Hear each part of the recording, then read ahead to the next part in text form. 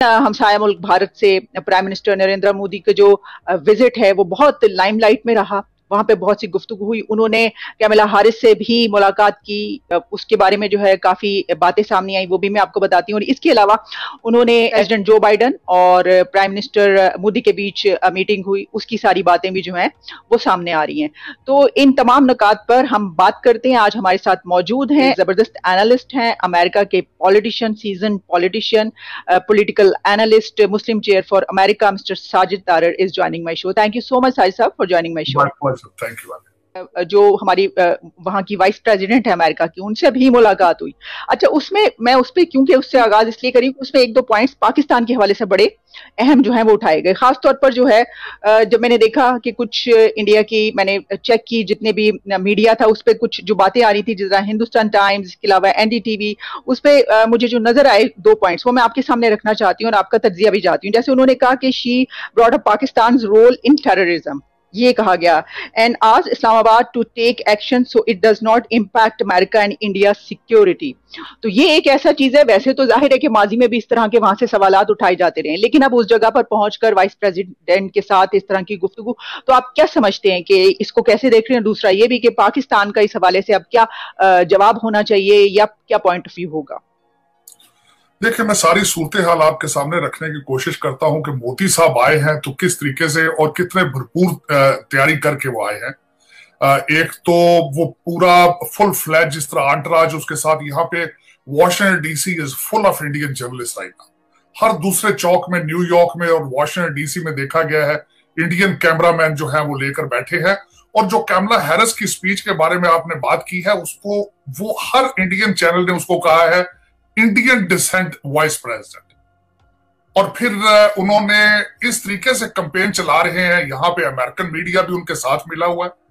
वो यहां तक वीडियो आ रही है इस वक्त मेन चैनल्स पर कि मोदी साहब जब आए थे पिछले दौर में, ओबामा पीरियड में, ट्रंप से भी पिछले दौर में, और वाइस प्रेसिडेंट जो उस वक्त थे जो बाइडेन, उनके साथ उनकी क्या इंटरेक्शन थी, वहां तक वो एक पूरा फुल फ्लैज जिस तरीके से कहते हैं कि कैंपेन चल रही है।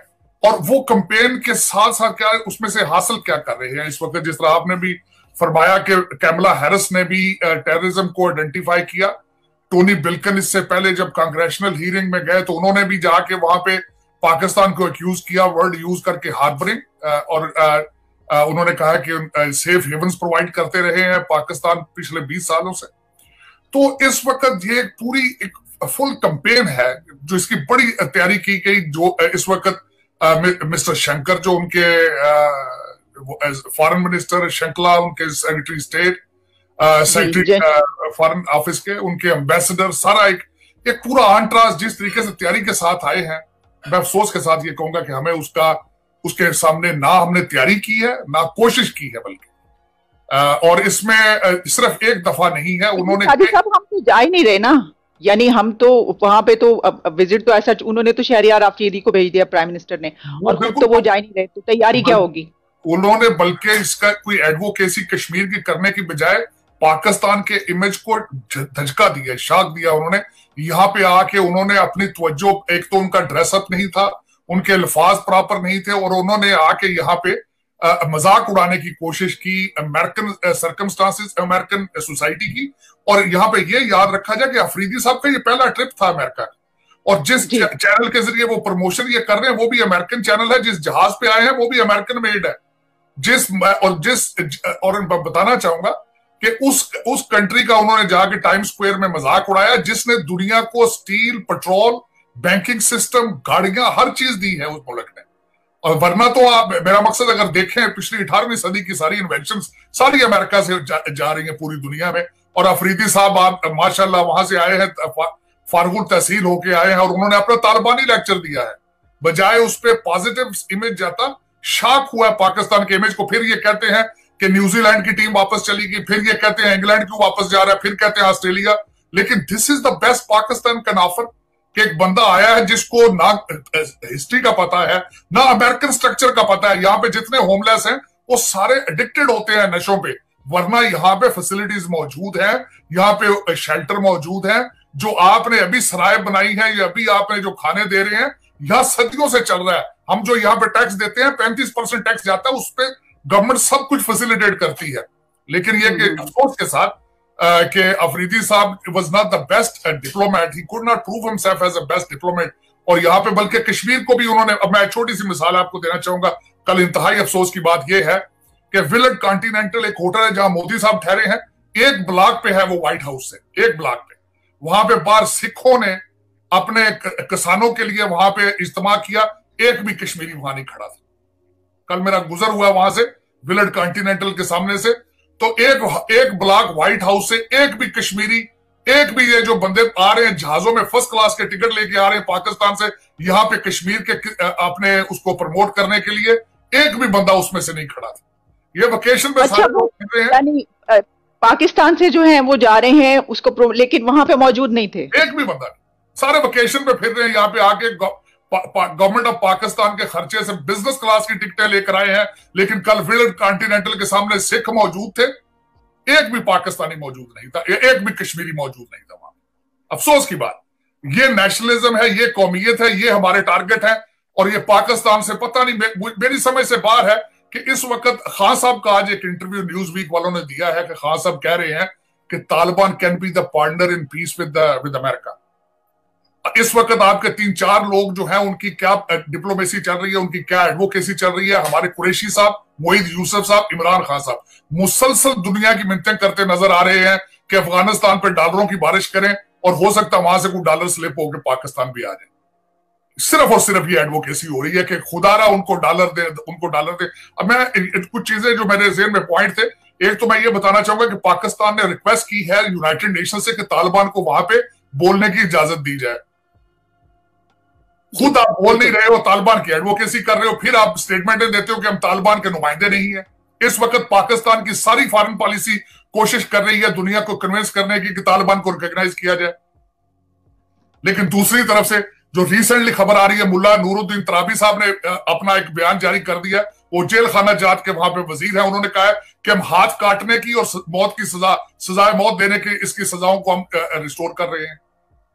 और दूसरा, जिस तरीके से उन्होंने स्टेटमेंट अगले दिन पाकिस्तान के खिलाफ भी दी है कि हम पाकिस्तान के वी वॉन्ट फॉलो पाकिस्तान। आप कंफ्यूज हैं अपनी फॉरेन पॉलिसी में, आप नर्वस हैं इस वक्त, लेकिन आप ऑर्गेनाइज नहीं है, आप चैनलाइज नहीं है, आपको बिल्कुल समझ नहीं आ रही कि आपने क्या करना है। आप चाइना के साथ हैं, अमेरिका के साथ हैं, आप किसके साथ हैं, आपको बिल्कुल कोई पता नहीं है इस वक्त। लेकिन ये जो आपने भी बात की, ये तो जो तालिबान है ना, उन्होंने खुद भी लेटर लिखा है यूएन को, और वो यूएन ने जो है उनका लेटर देख लिया है और उसके ऊपर उन्होंने कहा है कि हम ये जवाब, और उन्होंने कहा है कि हमें खिताब करने का मौका दिया जाए वहां पर। बिल्कुल बिल्कुल, लेकिन वो लेटर भी लिखा है, लेकिन साथ इनकी रिक्वेस्ट भी यहाँ पे देखें। आपके पास अमेरिकन जो मीडिया है तो वो तो उठाते हैं चीजें, आपके पास खासकर कई चीजें वहां नहीं जाती, लेकिन हम तो यहाँ देखते हैं, हम सुनते हैं कि यहाँ पे क्या हो रहा है। यहाँ पे इट वाज अ न्यूज कि Pakistan has asked for United Nations कि उसमें उनको बोलने की इजाजत दी जाए। और दूसरा, इस वक्त जो मेरे नजर में एक बहुत बड़ी गलती खान साहब ने की है, जो इस वक्त यूनाइटेड नेशंस के इस इजलास में नहीं आए, और दूसरी गलती सबसे बड़ी ये थी कि अगर खुद नहीं आए तो अच्छी टीम भेजना चाहिए थी और इनको टास्क दे के भेजें, इनको बिजनेस क्लास की टिकटें ना दे के भेजें कि जाओ वेकेशन कराओ। यहां पे जिस तरह कल मैंने आपको बताया, कल वाशिंगटन डीसी में एक भी इंसान नहीं खड़ा था कोई झंडा कश्मीर का लेकर या कश्मीर का कोई केस बयान करता, एक भी। सिख खड़े थे लेकिन पाकिस्तानी एक नहीं था, ना कश्मीरी थे। और हाँ, कर क्या रहे हैं, यहां मैंने देखा वर्जीनिया से लोग बसें भर के वेकेशन के लिए यूनाइटेड नेशन के सामने जाएंगे, वहां बर्गर शर्गर खा के तो वापस आ जाएंगे। इनके लिए ये वेकेशन नेशनलिज्म नहीं इनके अंदर कि ये कोई अपने मुल्क के लिए, अपनी एडवोकेसी के लिए, फॉरेन पॉलिसी के लिए कुछ चीजें कर रहे हो। और यहाँ आते हैं, अपने रिश्तेदारों दोस्तों के साथ बैठते हैं, खाबे करते हैं, बारबेक्यू उनके बैकलॉन में करते हैं और फिर वापस उनके अपने फैमिली के लिए तोहफे लेते हैं, कुछ यहां से लेते हैं, कुछ कतर से लेते हैं, तो वापस चले जाते हैं। इनके मेरा मकसद है कि इस वक्त बिल्कुल पाकिस्तान पे यारो मददगार खड़ा है, बिल्कुल। इस वक्त आप, मैं थोड़ा सा डिस्कस करना चाहता था कि आप कि इंडिया किस स्पीडों पे चल रहा है। इंडिया फ्रांस के साथ बात हो रही है मिक्राह की, इंडिया रशिया के साथ नए रिलेशनशिप डेवलप कर रहा है। यहाँ पे मोदी साहब आए हैं, उन्होंने जापान के प्रीमियर के साथ मिले हैं। एक में उसमें तशवीश थी मेरे लिए कि एक सीईओ जो उनको मिला है वो आर्मामेंट ड्रोन्स के हवाले से, अमेरिका अब ड्रोन देगा इंडिया को, अगला नया ये उनका मंसूबा बन रहा है। सुपर जी, हर हाई टेक्नोलॉजी वाले वो उनको मिले हैं। और मैं हैरान था जो इस वक्त, खैर यहाँ पे अमेरिका में एक फैशन भी है और इस वक्त कई फॉर्च्यून 500 कंपनीज जिसमें गूगल है, माइक्रोसॉफ्ट है, सबके सीईओ जो है वो इंडियन है और वेरी नेशनलिस्ट है। हमारे यहाँ पे अगर किसी पाकिस्तानी के पास 4 पैसे आ जाएंगे तो अपने आप को पाकिस्तानी नहीं समझता। ये सबसे बड़ा फर्क है। जो इंडियन होते हैं वो एक तो नेशनलिस्ट है, और दूसरा मैंने आपको बताया था कि एक मूवमेंट, इंटरनेशनल मूवमेंट चली थी नेशनलिज्म के हवाले से, मूवमेंट चली थी जिस तरह अरब स्प्रिंग थी। कई मेजॉरिटी मूवमेंट से खत्म हो चुकी है। खान साहब भी उसी मूवमेंट का एक हिस्सा से तब्दीली का नारा लगा के आए थे। थर्ड पार्टी को ट्राई किया गया था लेकिन खान साहब भी फेल हुए हैं। सबसे ज्यादा कामयाब इस वक्त जो सारी इंटरनेशनल मूवमेंट थी उनमें मोदी साहब कामयाब है। उन्होंने हिंदुत्व का आइडिया दिया और सारे हिंदूज को एक झंडे के नीचे इकट्ठा कर दिया। तैयारियां हो रही हैं बिल्कुल कि किस तरह कार्नर किया जाए और किस तरीके से अफगानिस्तान का मलबा सारा जो है वो पाकिस्तान पे डाला जाए। आपको एक कंप्रीहेंसिव कैंपेन की जरूरत है, आपको लीडरशिप की जरूरत है, और लीडरशिप ऐसी होनी चाहिए जो नेशनलिस्ट हो। और वेस्ट को मैं यहां पे एक और पॉइंट ऐड करना चाहूंगा। आलिया खान साहब हमेशा कहते हैं कि वो ऑक्सफोर्ड के पढ़े हैं, वेस्ट में रहे हैं, वेस्टर्न जानते हैं उनको डील करना। तो ये डील कर रहे हैं आप कि आप शहरयार अफरीदी को अपना नुमाइंदा बना के आप यहां पे भेज देते हैं और वो पाकिस्तान सारे के सारे की जागहसाई कराता है। ये आपका वेस्ट के बारे में आइडिया है कि एक तालिबानी माइंड का बंदा भेज दें और वो यहाँ पे आके यहाँ पे अमेरिकन बच्चियों को देखे और होमलेस का मजाक उड़ाए। जो पहली दफा अमेरिका आया है, और सबसे बड़ी बात बताऊं, उसकी एंट्री नहीं हो रही थी, इमिग्रेशन वालों को सेटिस्फाई नहीं कर सका। कौंसल जनरल ने जाके गारंटी दी लिख के, तो तब वो एंटर हुआ है अमेरिका। और निकलते ही सीधा गया वो लिवाइस की शर्ट पहन के, कॉलरलेस, हाफ स्लीव। मैं समझता हूं कि उसको इतना नहीं पता कि प्रोटोकॉल क्या होता है कैमरे के सामने जाने के। तो वो हाफ स्लीव शर्ट पहन के जिस तरह एक्सरसाइज में होता है, और वहां जाके उसने इतना लंबा चौड़ा भाषण दिया है, हर इंडियन चैनल ने उसको उठाया। और हम पाकिस्तानी अमेरिकन यहां पे शर्मिंदा है कि this is the best we can offer, जो कि कश्मीर का केस आके लड़ रहे हैं यहाँ। साजिद साहब, सुनने में आया है काफी, अब वो उनके साथ जो है ना काफी हुई है, वो वाली जो है तफसील से उस पर भी हम उसमें अगले में बात करेंगे कि प्राइम मिनिस्टर ने काफी उनके साथ जो है ना वो किया है कि ये लेकिन बात ये है कि वो जो मर्जी करें, उनको सस्पेंड कर दें, उनको जो मर्जी करें, लेकिन डैमेज सस्पेंड नहीं करेंगे, सस्पेंड नहीं करेंगे। सस्पेंड तो वो रिंग रोड वाले बादशाह को भी नहीं कर रहे, 7 अरब का टीका जिसने लगाया उसको भी सस्पेंड नहीं कर रहे। मैं अगले दिन किसी जगह पे बैठ के बात कर रहा था, खान साहब ने हर इंसान को एनआरओ दिया है, नवाज शरीफ को भी एनआरओ दिया, जरदारी को भी एनआरओ नहीं दिया, सिर्फ तो पाकिस्तानी अवाम को नहीं दिया। अगले दिन बिजली फिर बढ़ा दी गई है, आटा चीनी बढ़ गया। और मेरा चैलेंज है इस बात का कि 15 से 20 हजार एवरेज सैलरी है इस वक्त पाकिस्तानी जो निचले तबके की। अगर वो हराम का नहीं खाता तो उसका बजट बना के दिखाएं। उनकी चीखें वॉशिंगटन डीसी तक आ रही। अच्छा साजिद साहब, एक ये जो आपने बातें की इसमें से 1-2 पॉइंट तो ये कि चलिए, ये तो आपने जो कहा वहां पे थे ही नहीं पाकिस्तानी जो है उन्होंने कोई प्रोटेस्ट के लिए, तो एक तो हमारे ऊपर जो इल्जाम आता है और आना था कि जी वहां पे प्रोटेस्ट करने के लिए प्राइम मिनिस्टर मोदी के खिलाफ पाकिस्तानी मौजूद थे, तो चले वो इल्जाम तो हट नहीं आएगा, हट जाएगा।